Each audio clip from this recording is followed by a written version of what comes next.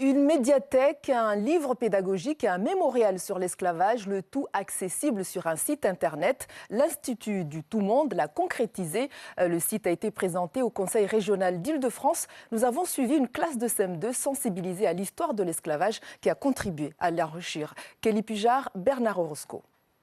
50 ans avant toi, je t'avais pourtant prévenu, Toussaint. Méfie-toi. Alors regarde. Un cours de théâtre et une pièce, Monsieur Toussaint d'Édouard Glissant. À l'école régionale Herriot, l'histoire de l'esclavage s'apprend en s'amusant.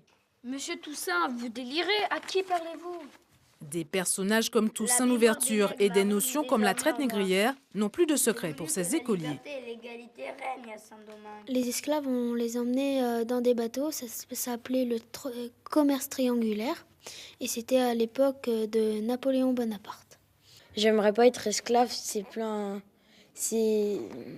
vraiment, ça doit être horrible de tous les jours se prendre des coups de fouet, les coups de fouet, les charges très lourdes, des gens qui nous braillent dessus alors qu'on n'est pas libre.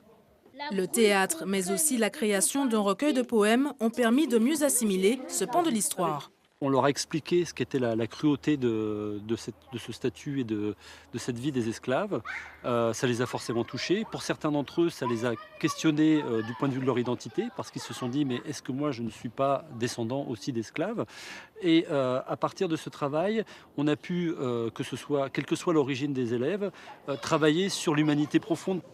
Ce travail pédagogique, comme celui d'une dizaine de lycées d'Île-de-France, l'Institut du Tout-Monde l'a mis en valeur via lesmémoiresdesesclavages.com, un site internet inédit pensé comme une encyclopédie virtuelle pour les scolaires. La vocation du site, c'est vraiment de faire partager la notion de glissant, de rassemblement des mémoires. Beaucoup de choses sont faites autour de la commémoration de l'abolition de l'esclavage. Je crois qu'il fallait un site pour véritablement unifier tout cela. Ce mémorial en ligne n'est pas figé. Tout un chacun pourra déposer sa contribution, un texte, une vidéo ou un document sonore. Une façon de s'approprier cette histoire bousculée et de laisser une trace numérique.